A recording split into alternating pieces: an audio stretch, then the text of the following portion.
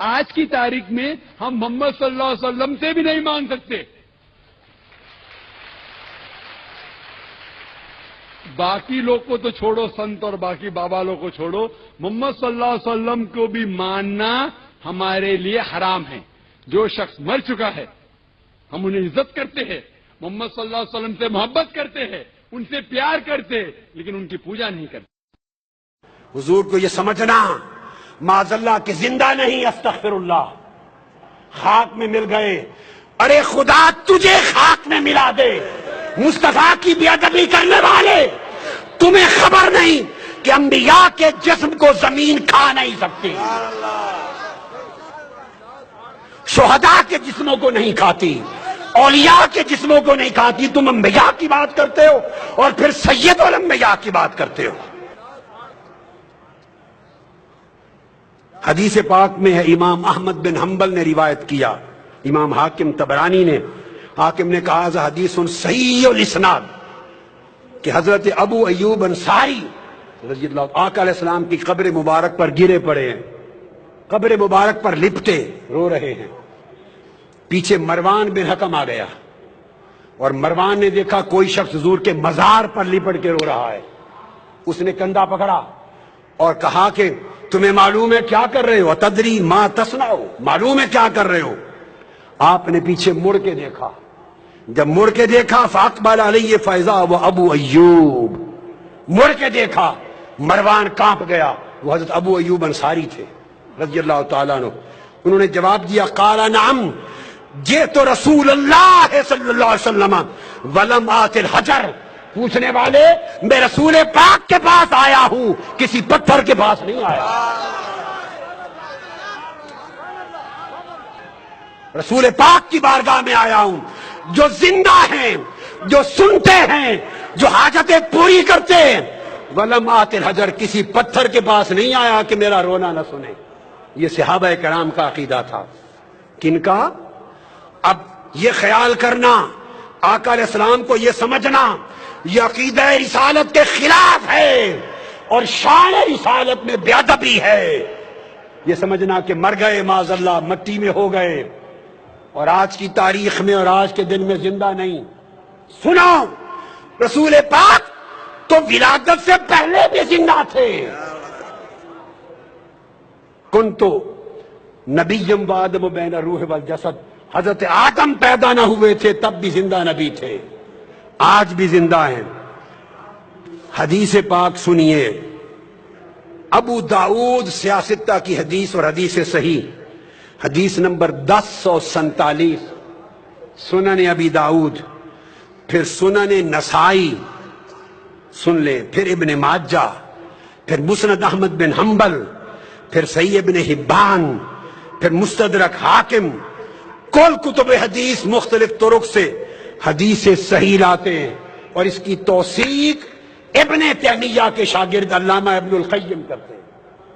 ابن القیم جلاء الافہام میں اوس بن اوس حدیث کے راوی ہیں. آقا علیہ السلام نے فرمایا لوگو اکثروا علی من الصلاۃ فی یوم الجمعہ، لوگو جمعہ کے دن مجھ پر بڑی کثرت سے درود و سلام پڑھا کرو. فإن صلاتکم معروضۃ علیہ، تمہارا درود و سلام میرے اوپر پیش کیا جاتا ہے. اگر معاذ اللہ مر کے مٹی ہو گئے ہوں تو پیش کس پر کیا جاتا ہے؟ جو مر کے مٹی ہو جائے اس پر درود و سلام پیش کیا جا سکتا ہے؟ آقا نے فرمایا پیش کیا جاتا ہے. سنیے آگے، قالوا یا رسول اللہ وکیف تعرض علیک صلاتنا وقد ارمت، جب آپ کا وصال ہو جائے گا، وفات پا جائیں گے اور آپ قبر انور میں ہوں گے تو اس وقت بھی ہمارا درود و سلام پیش کیا جائے گا؟ آقا علیہ السلام کا جواب سنیے اور عقیدے اپنے نفس کی شرارت اور جہالت کے ساتھ من گھڑت نہ بنائیے، عقیدے وہ رکھیے جو تاجدار کائنات نے سکھائے. آقا نے فرمایا ان اللہ عز وجل حرم علی الارض ان تاکل اجساد الانبیاء، ہاں میری وفات کے بعد بھی تمہارے درود و سلام مجھ پر پیش ہوں گے، چونکہ اللہ نے زمین پر حرام کر دیا ہے کہ انبیاء کے جسموں کو کھائے. زمین انبیاء کے جسموں کو نہیں کھا سکتی. پھر اسی طرح یہ حدیث آگے آئیے، آقا علیہ الصلوۃ والسلام نے حدیث ابو الدرداء اور روایت ہے حضرت ابو الدرداء کی جسے امام ابن ماجہ نے روایت کیا سند صحیح سے، حدیث نمبر 1637، اور علامہ ابن القیم علامہ ابن تیمیہ کے شاگرد نے پھر توثیق کی۔ وہ آقا علیہ السلام نے فرمایا ان احدا لا یصلی علی الا اردت علی صلاتہ حتی یفرغ منہا، فرمایا لوگو قیامت تک کوئی مسلمان ایسا نہیں جو مجھ پر درود و سلام پڑھے اور اس کے فارغ ہونے سے پہلے مجھ پر پیش نہ ہو جائے۔ ابھی درود و سلام ختم نہیں کرتا کہ مجھے پیش ہوتا ہے۔ صحابی کہتے ہیں حضرت ابو الدرداء قلت وبعد الموت، یا رسول اللہ جب آپ وفات فرما جائیں گے اس کے بعد بھی؟ لوگ کہتے ہیں آج کی تاریخ میں زندہ نہیں، معاذ اللہ۔ میں تمہیں آج کی تاریخ بتاتا ہوں کیا ہے۔ پوچھا وفات کے بعد بھی؟ آقا نے فرمایا قال ان اللہ حرم علی الارض ان تاکل اجساد الانبیاء فنبی اللہ حی یرزق، فرمایا ہاں وفات کے بعد بھی زمین پر حرام کر دیا ہے کہ اللہ کے نبی کے جسم کو کھائے۔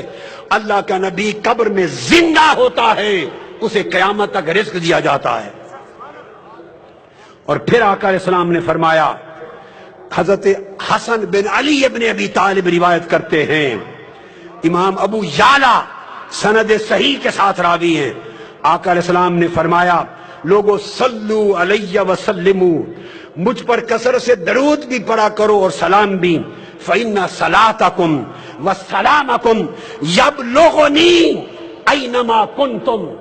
ایک تو تھا کہ فرشتے پہنچاتے ہیں، نہیں یہ دوسری بات فرمائی، فرشتے تو نوکری کرتے ہی ہیں پہنچانے کی، فرشتے اسی طرح پہنچاتے ہیں آقا کی بارگاہ میں درود و سلام جیسے ہمارے اعمال اللہ کی بارگاہ میں پہنچاتے ہیں۔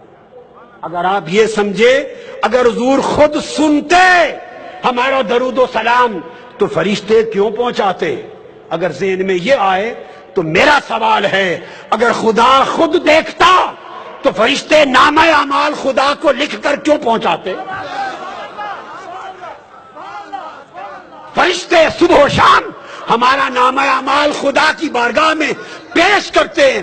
اس پیش کرنے سے اگر علم خدا کی نفی نہیں ہوتی تو جو فرشتے درود و سلام پیش کرتے ہیں اس سے علم مصطفیٰ کی نفی نہیں ہوتی۔ آقا نے فرمایا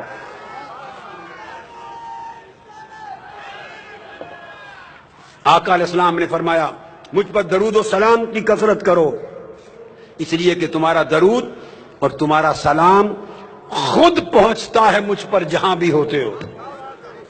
ارے بمبے والوں، بمبئی سے مصطفیٰ پہ درود و سلام پڑھو گے، خدا کی قسم گنبد خضرا میں مصطفیٰ خود سنتے ہیں۔ میں سند کے ساتھ کہہ رہا ہوں، سند کے ساتھ آقا خود سنتے ہیں۔ آقا نے فرمایا صلو علیہ، دوسری روایت حضرت سعید بن ابی سعید عن ابی ہریرہ رضی اللہ تعالیٰ عنہ فرمایا صلو علیہ فإن صلاتکم تبلغنی حیثما کنتم، کثرت سے درود پڑھو، تم جہاں بھی ہو کائنات کے جس گوشے میں تمہارا درود ڈائریکٹلی مجھے پہنچتا ہے، براہ راست پہنچتا ہے۔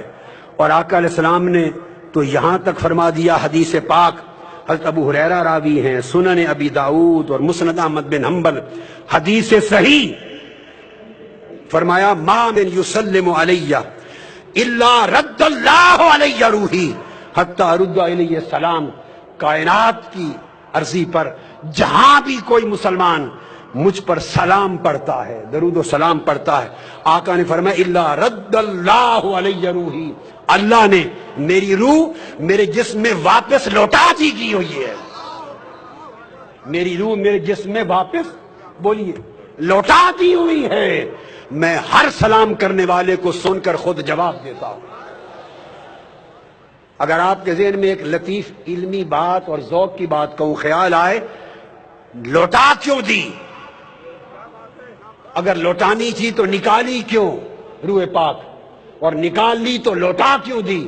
سنو غور سے، نکالی اس لیے تاکہ ہر نفس پر ایک بار موت کا ذائقہ سچا ثابت ہو جائے۔ کل نفس ذائقۃ الموت، موت کا ذائقہ چکھنا بولیے ثابت ہو جائے آقا علیہ السلام نے بھی چکھا. اب میرا وجدان کچھ اور کہے گا. کوئی کہے گا کہ موت کا ذائقہ چکھا، اور میں کہوں گا نہیں، موت مصطفیٰ کے لبوں کو چکھنے کے لیے آئی. ہائے ہائے، اس لیے روح نکلی. اب سوال پیدا ہوتا ہے کہ لوٹا کیوں دی؟ قرآن کا قاعدہ ہے، نص قرآن سنیے. قرآن نے کہا وَلَلْآخِرَةُ خَيْرٌ لَكَ مِنَ الْأُولَىٰ. میرے محبوب، تیری آخرت اور تیری بات کی گھڑی پہلی گھڑی سے بہتر ہوگی. میں 63 سال تک مصطفیٰ کے جسم میں رہتی رہی ہوں. 63 سال میں جسم مصطفیٰ میں رہی ہوں. تیرا وعدہ ہے کہ اب اس سے بہتر جگہ پہ جاؤں گی. اگر تیری کائنات میں مصطفیٰ کے جسم سے بہتر کوئی جگہ ہے تو وہاں پھینک دے، اور اگر جسم مصطفیٰ سے بہتر کوئی جگہ نہیں تو واپس لوٹا دے.